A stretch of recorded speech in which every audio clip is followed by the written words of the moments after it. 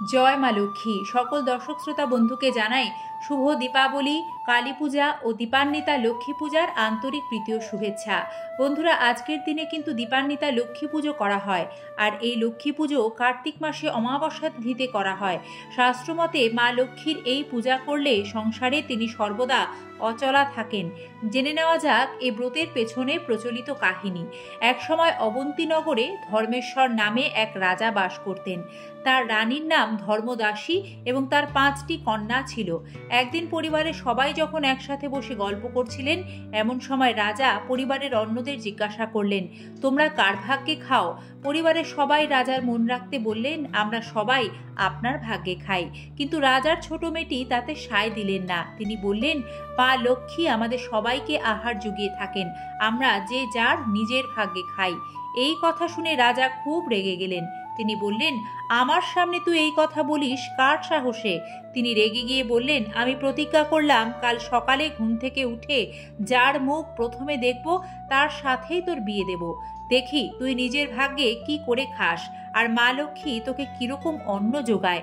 এই কথা শুনে রানী খুব ভয় পেয়ে গেলেন। এদিকে রাজা রাজবাড়ির সবাইকে সকালে ঘুম থেকে উঠতে মানা করে দিলেন। সকালে হাট বাজার বন্ধ করার আদেশ করলেন। রাজার এই প্রতিজ্ঞার কথায় গরিব বামুনের কানে গেল। বামুন ভাবলেন, রাজা যার সাথে মেয়ের বিয়ে দেবেন তাকে কিছু ধন সম্পত্তি নিশ্চয়ই দেবেন। সেই ভেবে তিনি তার 18 বছরের ছেলেকে নিয়ে রাজবাড়িতে লুকিয়ে রইলেন। তিনি তার ছেলেকে বলে দিলেন, রাজা ঘুম থেকে উঠলেই যেন ছেলে রাজার সামনে গিয়ে দাঁড়ায়। সকালে রাজা ঘুম থেকে ওঠার পর বামুনের ছেলে রাজার সামনে এসে দাঁড়ালেন। ছেলেটিকে দেখে কে রাজা জিজ্ঞাসা করতে ছেলেটি কিছু বলার আগেই বামুন রাজার সামনে এসে বললেন, আমি আপনার প্রতিজ্ঞার কথা জানি। এই আমার ছেলে। আমার ছেলের সাথে আপনার মেয়ের বিয়ে দিয়ে আপনার প্রতিজ্ঞা রক্ষে করুন। রাজা তাই করলেন। সঙ্গে কিছু ধন দিয়ে মেয়েকে বিদায় করলেন, আর বিদায়ের সময় বললেন, এতদিন আমার ভাগ্যে খেতে, এবার নিজের ভাগ্যে খাওগে।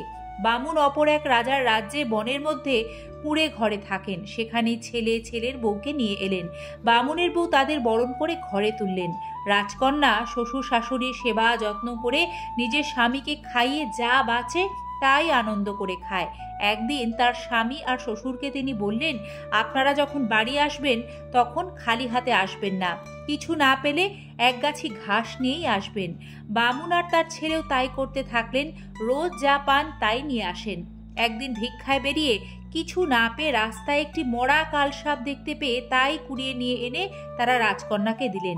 রাজকন্যা খুশি হয়ে সেই মরা কালসাপটাকে নিয়ে মাচায় তুলে রাখলেন। এইভাবে ভিক্ষে করে কুড়িয়ে বাড়িয়ে তাদের চলতে থাকলো।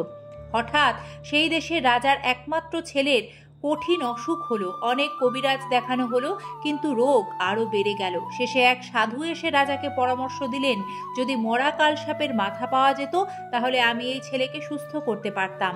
রাজার কথা মতো ঢেরা পিটিয়ে ঘোষণা করা হলো যে মরা কালসাপের মাথা দেবে সে বা তারা যা চাইবে রাজা তাদের তাই দেবে। রাজকন্যা বামুনকে বললেন, বাবা আপনি ওদের ডাকুন, আমি মরা কালসাপের মাথা দিচ্ছি। রাজার সেপায়েরা এলে তিনি মাচা থেকে মরা কালসাপ নামিয়ে তার মাথা কেটে দিলেন, আর তা থেকে ঔষধ বানিয়ে সাধু রাজার ছেলেকে ভালো করে দিলেন। এরপর রাজবাড়ি থেকে বামুনকে ডেকে পাঠালে রাজকন্যা বামুনকে বলে পাঠালেন, বাবা রাজামশাই আপনাকে ধন সম্পত্তি দিতে চাইলে আপনি নেবেন না। রাজাকে বলবেন, আমি কিছুই চাই না, শুধু একটা প্রার্থনা, কার্তিক মাসের অমাবস্যার দিন রাজবাড়ি এবং অন্য প্রজার ঘরে যেন আলো না জ্বলে। বৌমার কথা মতো বামুন রাজাকে সেই অনুরোধ করলেন এবং রাজাও তাই মেনে নিলেন। তারপর ঢেরা পিটিয়ে ঘোষণা করলেন, কার্তিক মাসের অমাবস্যায় রাতে যার ঘরে আলো জ্বলবে তার কঠিন শাস্তি হবে। এইদিকে রাজকন্যা অমাবস্যার দিন উপোস করে রইলেন। তারপর নিজের কুঁড়ে ঘর পরিষ্কার করে একটা চৌকি পেতে তাতে আলপনা দিয়ে ফুল দিয়ে সাজিয়ে লক্ষ্মী পুজোর জোগাড় করলেন। তার কুঁড়ে ঘরের চারিদিকে প্রদীপ জ্বালিয়ে মা লক্ষ্মীর জন্য অপেক্ষা করতে থাকলেন। মা লক্ষ্মী পেঁচার পিঠে চড়ে পৃথিবীতে কার্তিক মাসের লক্ষ্মী পুজো দেখতে এলেন। পেঁচা মা লক্ষ্মীকে নিয়ে চারিদিকে ঘুরেও কোথাও আলো দেখতে পেলেন না। মা লক্ষ্মী তখন পেঁচাকে বললেন, আজ আমার পুজো, রাজ্যের কেউ আলো জ্বালিয়ে আমাকে আমন্ত্রণও জানালো না। তিনি ফিরেই যাচ্ছিলেন, হঠাৎ পেঁচা বনের মধ্যে কুড়ে ঘরে আলো দেখতে পেয়ে মাকে নিয়ে সেখানে উপস্থিত হলো।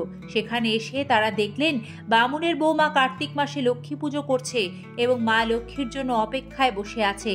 মা লক্ষ্মীকে আসতে দেখে গলায় কাপড় দিয়ে মাকে প্রণাম করলেন। তারপর মাকে চৌকিতে বসিয়ে ভক্তি ভরে পুজো করলেন।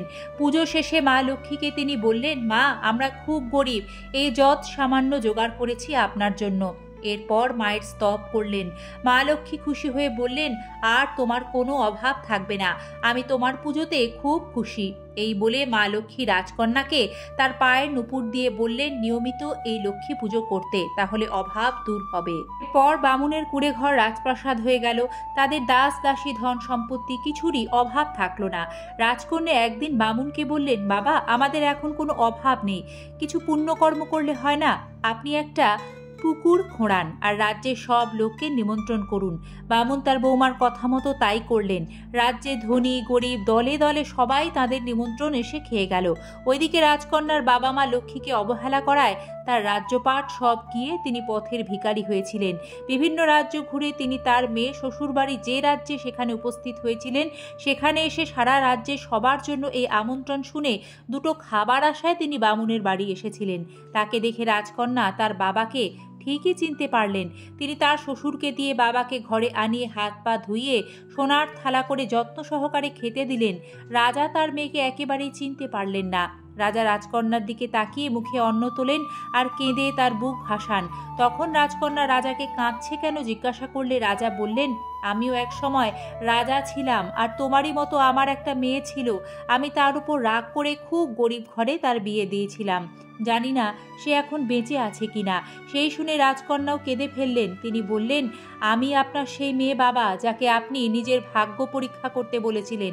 এবার দেখুন দেখি, মা লক্ষ্মী কিন্তু আমাদের অন্ন যোগাচ্ছে। রাজা বললেন, আর লজ্জা দিস না মা, আমার ভুলেই আজ এই অবস্থা। তিনি তার বাবাকে লক্ষ্মী পুজো করার কথা বললেন। রাজাও তার নিজের রাজ্যে ফিরে এই কার্তিক অমাবস্যায় দীপান্বিতা লক্ষ্মী পুজো করলেন আর মা লক্ষ্মীর আশীর্বাদে সব ফিরে পেয়ে তার রাজ্যে এই লক্ষ্মী পুজোর প্রচার করলেন।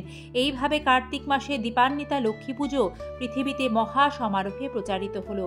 ওম বিশ্বরূপ শোভার্যাসী পদ্মে পদ্মালয়ে শুভে সর্বত পাহিমাং দেবী মহালক্ষ্মী নমস্তুতে। লক্ষ্মী থাকুক ঘরে ঘরে।